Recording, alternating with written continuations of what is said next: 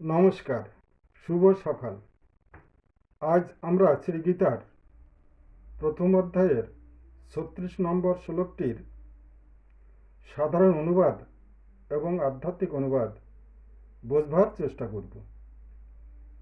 শ্লোকটিতে অর্জুন কর্তৃক বলা হয়েছে যে ইহারা আততায়ী হলেও ইহাদিওকে বিনাশ করলে আমরা পাপের ভাগী হব।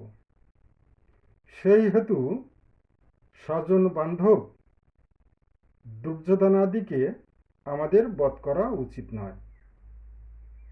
হে মাধব, স্বজন বধ করিয়া আমরা কিভাবে সুখী হইব? এখন আমরা আধ্যাত্মিক ব্যাখ্যাটা বলবার চেষ্টা করব। মাধব, মা যোগ ধব। মা অর্থে মা লক্ষ্মী, ধব অর্থে স্বামী। তাই লক্ষ্মীর স্বামী হলেন মাধব। যিনি ত্রিলোক নিয়ন্তা সেই লক্ষ্মীপতিই হলেন মাধব। একাধারে তিনিই হলেন যোগাচার্য, অর্থাৎ যাতে যোগ এবং ভোগ দুই বর্তমান। সাধক তাই ভাবছেন এনাকেই গুরু বলে আমার মেনে নেওয়া উচিত।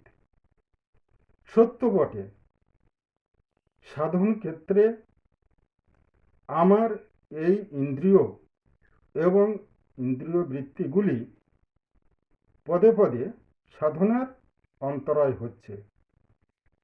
তথাপি ইহাদিয়াকে বধ করলে আমার ধর্ম রক্ষা কিভাবে হবে? আমার শরীররূপ ইন্দ্রিয় এবং ইন্দ্রিয় বৃত্তিগুলি সাহায্য ছাড়াই আমার ক্ষণমাত্র চলে না। তাই ইন্দ্রিয় এবং ইন্দ্রিয় বৃত্তিগুলি বধ করলে আমার অধর্ম হবে।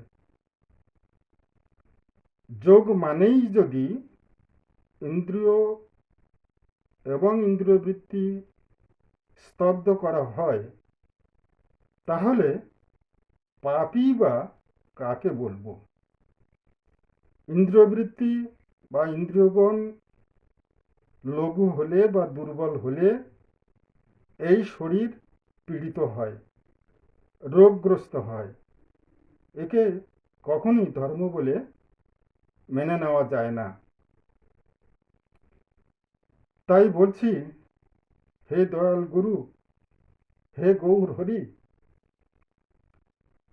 এই সমস্ত ইন্দ্রিয় ইন্দ্রিয়বৃত্তি যারা আমার গুরু, পিতা, মাতা, সুহৃদ, সন্তান সন্ততি, বন্ধু বান্ধব, স্বজন, এদেরকে যথাযথভাবে রক্ষা করে যদি যোগের অন্য কোনো উপায় থাকে সেটা আমাকে বলুন। নইলে এই যে স্বজন বধের জন্য আপনি নির্দেশ দিচ্ছেন, এতে কোনোভাবেই আমার প্রবৃত্তি হয় না। নমস্কার।